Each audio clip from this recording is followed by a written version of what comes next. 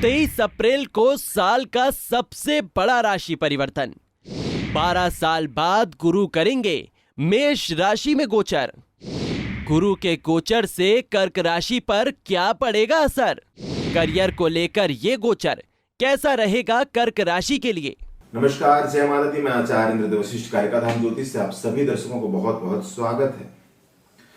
आज की इस वीडियो पर बात करेंगे कर्क राशि और देव गुरु बृहस्पति का जो ट्रांजिट हो रहा है उसका क्या परिणाम होगा। यानी कि 23 अप्रैल को प्रातः सुबह देव गुरु बृहस्पति अपनी स्वराशि मीन राशि से राशि चक्र की पहली राशि मेष राशि पर गोचर करेंगे, जहां पर राहु महाराज पहले से ही गोचर कर रहे हैं।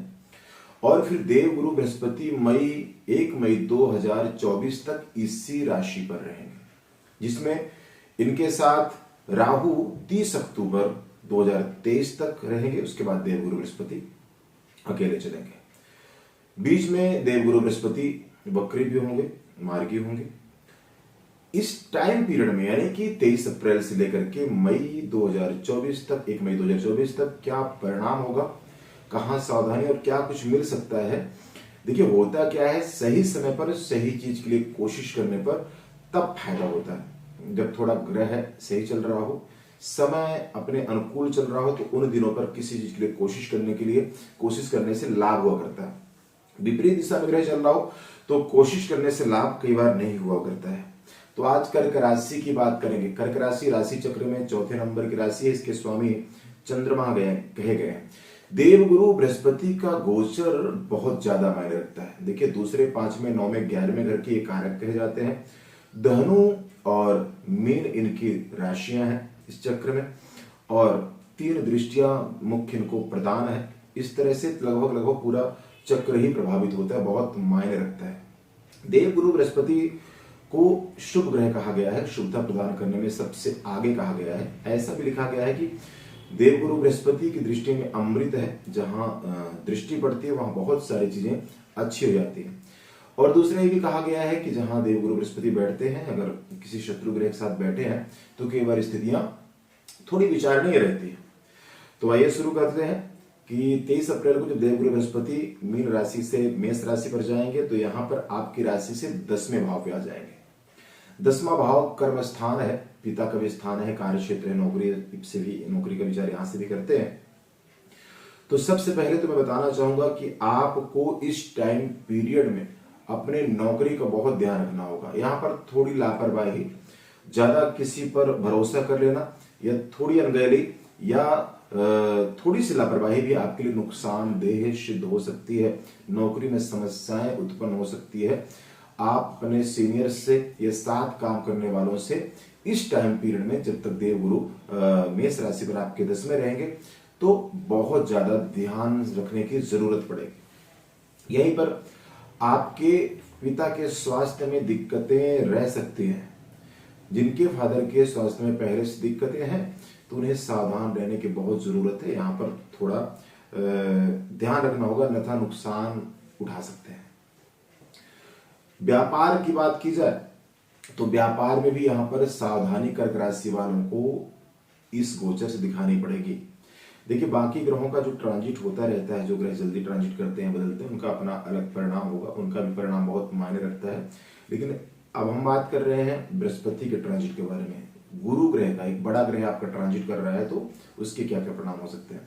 तो व्यापार में बहुत ज्यादा ध्यान रखने की जरूरत पड़ेगी। वैसे भी आपकी राशि सप्तमें शनि होकर के अष्टम भाव बैठे, अचानक से कोई नुकसान, कोई व्यर्थ विवाद से बचने की बहुत जरूरत है। 8वें घर में शनि, तो मैंने कई बार देखा है कई चीजों के लिए। तो देखिए, जिनको रिसर्च का काम है, कोई शोध का काम है, तो उनके लिए बहुत अच्छा है। अन्यथा वाद विवाद से बचना चाहिए। अचानक से कोई चीजें खराब होती हैं जिससे पुलिस प्रशासन तक बात पहुंच जाए, कोर्ट कचहरी तक की बात भी पहुंच सकती है, और वाहन बहुत ध्यान से चलाना चाहिए। यहाँ पर इन बातों का ध्यान आपको रखना होगा। व्यापार में बहुत ज्यादा सावधानी रखनी होगी। अगर आपका खासकर पार्टनरशिप में व्यापार है तो फिर बहुत ज्यादा सावधान रहने की जरूरत है। इसके बाद बात की जाए तो बृहस्पति की पंचम दृष्टि आपकी राशि से दूसरे यानी कि आपके धन स्थान पर पड़ेगी, जिससे धन का लाभ भी, धन का आवागमन बना रहेगा। कुटुंब परिवार के साथ तालमेल बहुत अच्छा रहेगा। यहाँ पर अपनी बॉडी लैंग्वेज का ध्यान रखने की बहुत जरूरत पड़ेगी। बोलबानी अगर आपने सही रखी तो बहुत सारी मुश्किलों से बच जाएंगे। पेट संबंधित समस्याएं परेशान कर सकती हैं। देखिए, लंग्स, लीवर्स, फेफड़े, फूड पाइप से लेकर के जितनी भी पेट से जुड़ी या ये समस्याएं हैं, जिनको पहले से उनको ज्यादा सावधान रहने की जरूरत पड़ेगी, और जिनको नहीं समस्या है उन्हें थोड़ा सतर्क रहना चाहिए। अपने खान पीने में, खाने पीने में विशेष ध्यान देना चाहिए। गुरु का अगर फायदा लेना चाहते हैं, बृहस्पति आपके भाग्येश भी बन रहे हैं और साथ में षष्ठेश भी हैं, तो अगर उनका फायदा लेना चाहते हैं तो आपको इस गोचर में, इस टाइम पीरियड में आपको सात्विक, शाकाहारी, धार्मिक, धर्मनिष्ठ, कर्मनिष्ठ रहने की जरूरत रहेगी। इससे आप अच्छा खासा फायदा गुरु को ट्रांजिट कर सकते हैं। देखिए, बहुत सारे लोगों की कर्क राशि होगी, अब सबको बहुत ज्यादा फायदा नहीं मिलेगा, लेकिन जिनको प्रभाव किनको ज्यादा होगा, जिनको गुरु की दशा, महादशा, अंतरदशा चल रही होगी, जिनकी धनु मीन राशि है, जिनका धनु और मीन लगन है, वैसे भी जो मैं आपको वीडियो में बताता हूं तो इसमें आपको राशि और लग्न दोनों से विचार करेंगे तो आप बहुत सटीकता से समझ पाएंगे कि आपको, आप पर ये वीडियो या ये जानकारी बिल्कुल सटीक बैठ रही है। तो यहाँ पर आपको सात्विकता आपको बहुत ज्यादा फायदा देगी। सबको फायदा बहुत सारा नहीं हो सकता, क्योंकि अगर बृहस्पति यहाँ पर भाग्येश होकर के आपके दसम भाव में गोचर कर रहे हैं, अगर आपकी कार्यशैली ठीक नहीं है, दिनचर्या ठीक नहीं है, आपके व्यवहार ठीक नहीं है, आपका चाल चलन ठीक नहीं है, या कर्म ठीक नहीं है, अब तो वैसे भी कर्म स्थान पर आ रहे हैं, तो हो सकता है आपको फायदा जहां मिलने वाला हो फायदा भी ना हो, नुकसान बढ़ जाए। इसलिए सावधानी रखनी बहुत जरूरत होती है। मैं अपने हर वीडियो में, हर उपायों में कहा करता हूँ लोगों को कि उपाय के साथ परहेज रखना, सावधानी रखनी बहुत जरूरी है अगर आप फायदा लेना चाहते हैं। आगे बात करते हैं, बृहस्पति महाराज की 7वीं दृष्टि आपके चौथे घर में पड़ेगी।